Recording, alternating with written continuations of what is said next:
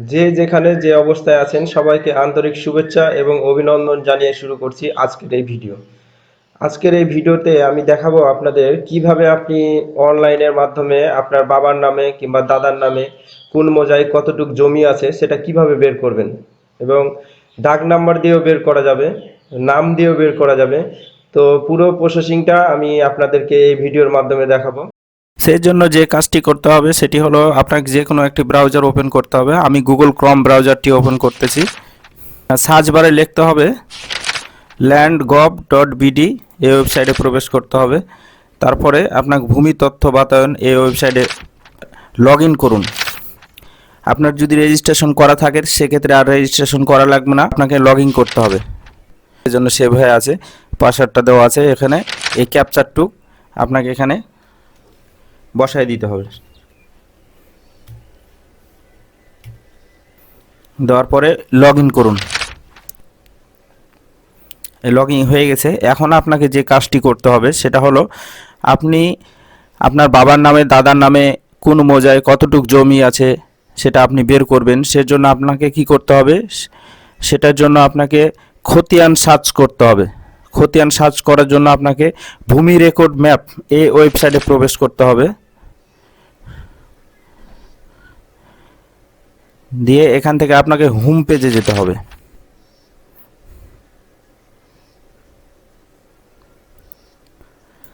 আবারও নোটিশটা আসছে।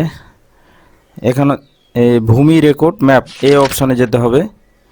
যাওয়ার পরে এখানে দেখুন লেখা আছে সার্ভে খতিয়ান, নামজারি খতিয়ান, মৌজা ম্যাপ, আবেদনের অবস্থা আর নির্দেশিকা। অনলাইন সেবায় আপনার সমস্ত কিছু এখানে দেওয়া আছে।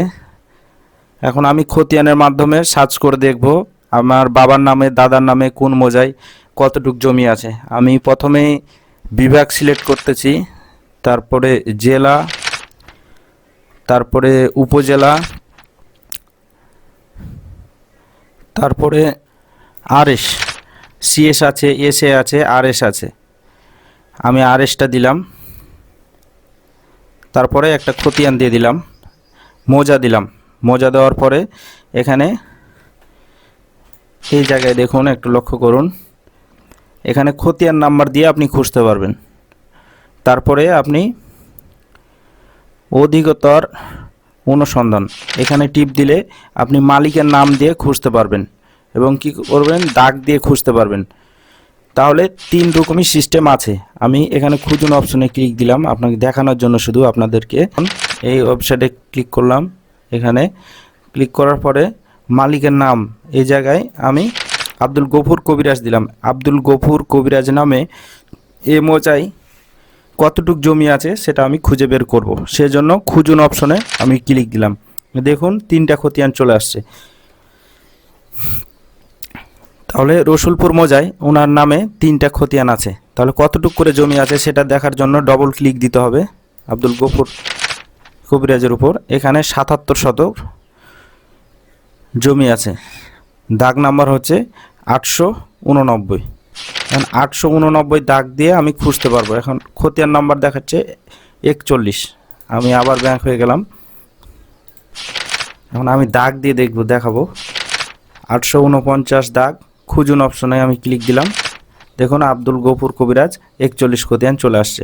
তাহলে আপনারা বুঝতে পারছেন, এই দাগ দিয়েও দেখা যাবে, পিতার নাম দিয়ে দেখা যাবে, মাতার নাম দিয়ে দেখা যাবে, যে কোনো কাউরি নাম দিয়ে আপনি খুঁজে বের করতে পারবেন তার নামে কতটুক সম্পত্তি আছে।